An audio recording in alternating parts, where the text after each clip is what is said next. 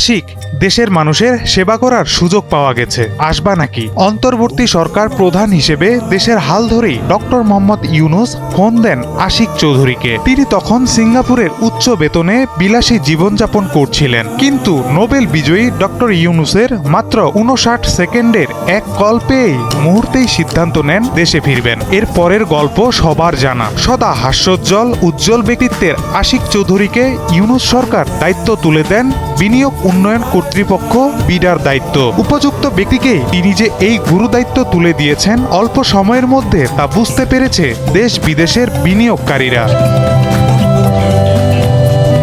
কে এই আশিক চৌধুরী? তার পুরো পরিচয়ই বা কি?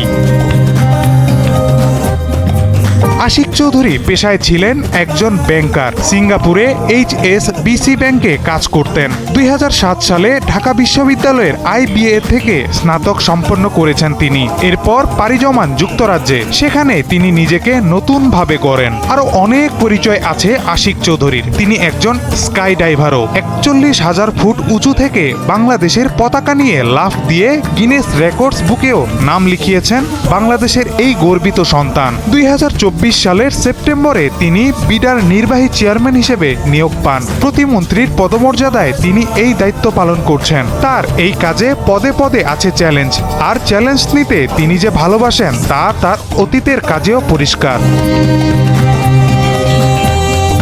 বাংলাদেশে বিনিয়োগের দারুণ সম্ভাবনা থাকা সত্ত্বেও পর্যাপ্ত বিদেশি বিনিয়োগ আসছিল না। আশিক চৌধুরী দায়িত্ব নিয়েই বিনিয়োগকারীদের আস্থা অর্জনে বেশ কিছু পদক্ষেপ নিয়েছেন। সেই সাথে 50 দেশের 550-র বেশি বিদেশি বিনিয়োগকারীদের নিয়ে ঢাকায় একটি সফল আন্তর্জাতিক বাণিজ্য সম্মেলন আয়োজনের মধ্য দিয়ে আরেক ধাপ এগিয়ে গেল বাংলাদেশ।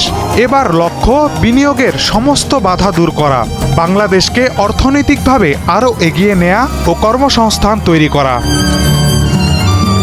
মাহিদুর রহমান, দীপ্ত সংবাদ, ঢাকা।